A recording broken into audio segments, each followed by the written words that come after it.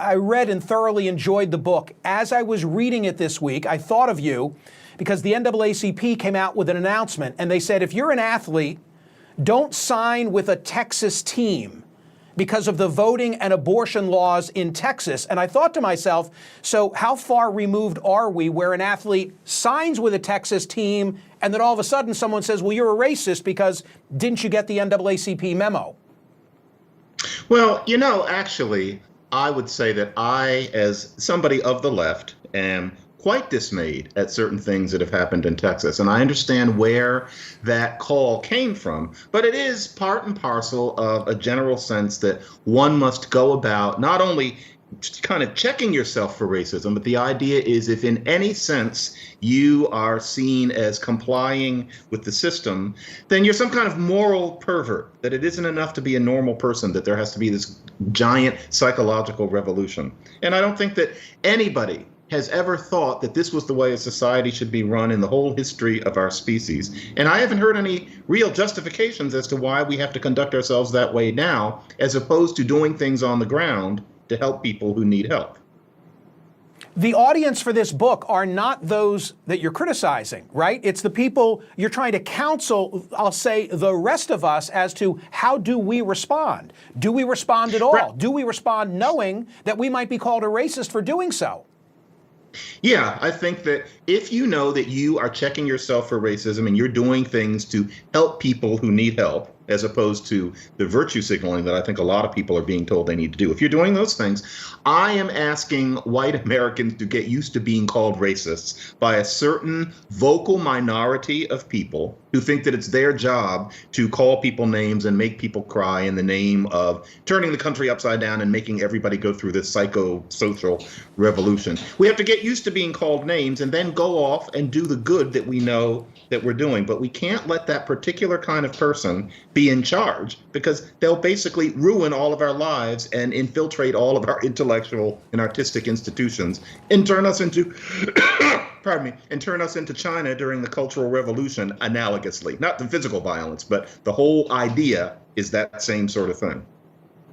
There's a chart in the book. You actually publish it twice for emphasis. You call it a catechism of contradictions. I'll read one of them that I circled. If you're white and date only white people, you're a racist. But if you're white and date a black person, you are, if only deep down, exotifying an other. What's going on there? Explain that to me as it relates to your thesis.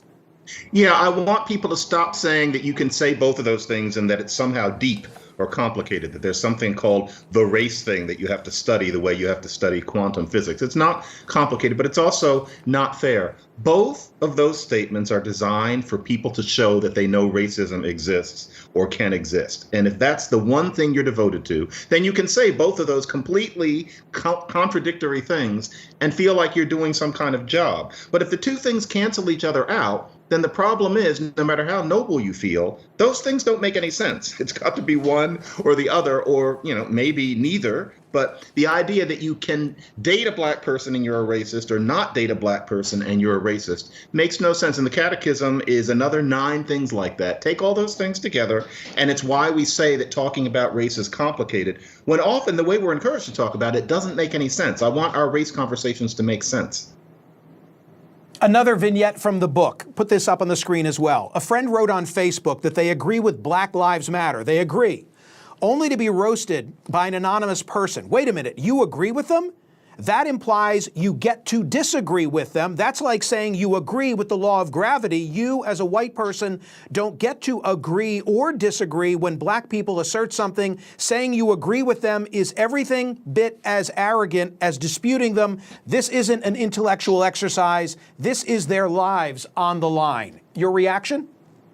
Yeah, I feel condescended to by that. That is a person, I presume that person is not black, who thinks that their job as a good person in America is to accept absolutely anything that a black person says. And the problem is, if you accept absolutely everything that a black person says, you're dehumanizing them. You're pitying them. And pity is not honor. All people make mistakes, including people who are the descendants of African slaves brought to this country who endured slavery and Jim Crow and redlining. There's no such thing as perfect people. And to have this notion that anything a black person says must be bowed down to, I see how white people think of that as honoring something and as atoning for something, but that's not what this is about. It's supposed to be about helping, especially poor black people, with the problems in their lives. All of the rest of this is just a kind of play acting, and frankly, it's all extremely fake and condescending.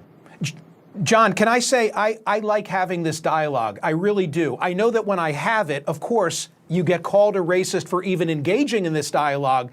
It goes with the territory if you do what I do for a living, or if you do what you do for a living. My fear is that for the remainder of society, they're just going to take a pass, like, oh man, I'm not even going to talk about these things because I don't want to get called that word. And you say no. We've got to have this conversation. Anyway, great book. Thank you for being here. I hope all the emails now go to you and not to me, okay? We'll see. Thank you. Okay. Checking in on your tweets and Facebook comments. What do we have from the world of Twitter? Wow, that's a long one. This part of our nation's history is awful, but my children and grandchildren should not feel guilty for what occurred. The conversation needs to be made for school equality. The way for advancement is through educational achievement, not curriculum. Very interestingly, I should have said this. His solution to this issue is three things: stop the war on drugs, teach reading via phonics, and make vocational training as accessible as a college education. I think all three make sense.